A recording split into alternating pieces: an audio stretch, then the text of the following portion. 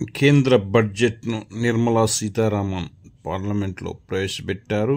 పేదలు, రైతులు, యువత, మహిళల అభ్యున్నతి, వికసిత భారత్ లక్ష్యాలుగా కేంద్ర ఆర్థిక మంత్రి నిర్మలా సీతారామన్ 48.20 లక్షల కోట్ల బడ్జెట్ను ప్రవేశపెట్టారు.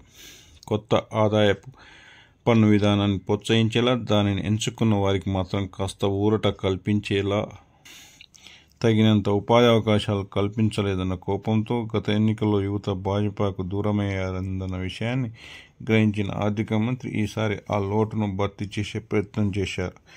యువతకు నైపుణ్య శిక్షణ ఇచ్చి ఉపాధి అవకాశాలు మెరుగుపరిచేందుకు ప్రాధాన్యమిచ్చారు. ఎంఎస్ఎంఈ రంగానికి ప్రోత్సాహం ప్రకటించి ఎక్కువ మందికి ఉద్యోగాలు కల్పించేందుకు బాటలు వేశారు. ప్రైవేటు సంస్థలు కొత్తగా ఉద్యోగాలు కల్పించినప్పుడు వారికి తొలి నెల జీతం తామే చెల్లిస్తామని ప్రకటించి కొత్త సాంప్రదాయానికి తెరతీశారు. రైతులపై పెట్టుబడి భారం తగ్గించే ఉద్దేశంతో 1 కోటి మంది రైతులను ప్రకృతి సాగు వైపు మళ్లించాలని నిర్ణయించారు. వీరికి చేయూతనివ్వడానికి 10,000 జీవ ఎరువుల కేంద్రాలను ఏర్పాటు చేయనున్నారు. బంగారం, మొబైళ్లపై సుంకాలు తగ్గిస్తున్నట్లు చెప్పారు. మొత్తంగా 9 ప్రాధాన్యాంశాలను మంగళవారం పార్లమెంటు ముందుంచారు. ఆమెకు ఇది వరుసగా 7వ బడ్జెట్. మిగిలిన పట్టును బిగించే యత్నం. 2019 ఎన్నికల్లో బీజేపీ గెలిచిన 303 సీట్లు 2024 నాటికి 243కు పడిపోవడానికి దారితీసిన కారణాలను విశ్లేషించుకొని వాటికి అనుగుణంగా బడ్జెట్ ప్రవేశపెట్టారు. పన్ను విధానంలోనే ఊరట.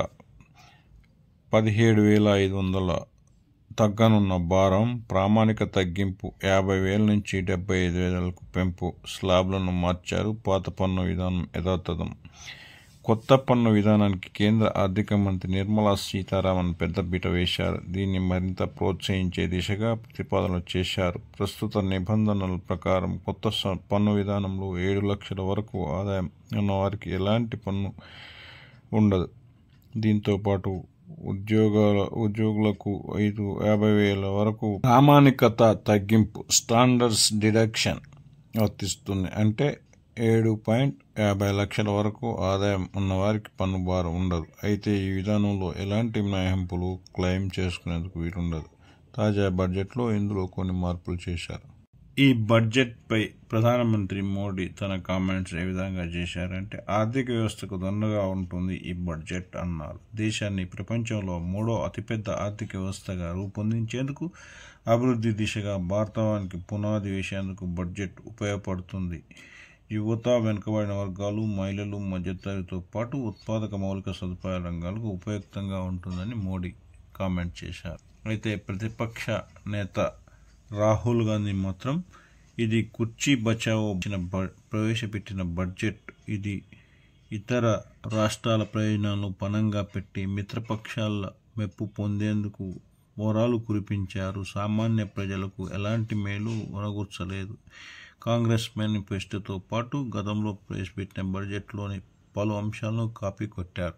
తెలంగాణకు మొండి చెయ్యి. కేంద్ర బడ్జెట్లో రాష్ట్ర ప్రభుత్వ ప్రతిపాదనలను పట్టించుకొని కేంద్రం పాలమూరు రంగారెడ్డికి జాతీయ హోదా ఊసేయలేదు. గిరిజన యూనివర్సిటీకి కేటాయింపులు లేవు. రైల్వే కోచ్, ఉక్కు కర్మాగారం సహా విభజన హామీల సంగతి సరే. రాష్ట్ర ప్రభుత్వ ప్రతిపాదనలు కేంద్ర బడ్జెట్లో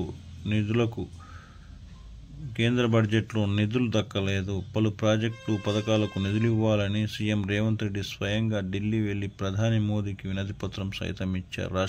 అయినా ప్రధాన ప్రాజెక్టులకు నిధులేవి పెద్దగా రాలేదు. తెలంగాణ ఏర్పడిన తర్వాత తొలిసారి రాష్ట్రం నుంచి బీజేపీ నుంచి 8 మంది లోక్సభకు ఎంపికయ్యారు. వారి నుంచి 2కి కేంద్ర మంత్రివర్గంలో స్థానం దక్కింది. ఈ నేపథ్యంలో ఈసారైనా నిధులు ఆశించిన స్థాయిలో దక్కుతాయని రాష్ట్ర ప్రభుత్వం ఎదురుచూసింది.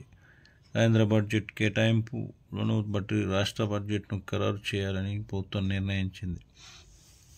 Kid Poco budget. ఎన్డీఏ అనేది నాయుడు నితీష్ డిపెండెంట్ అలయన్స్. అందుకే ఆంధ్ర, బీహార్లకు దండిగా నిధులు కేటాయించారు. విభజన చట్టం కింద ఏపీకి నిధులిచ్చి రాష్ట్రానికి ఎందుకు కేటాయించలేదు?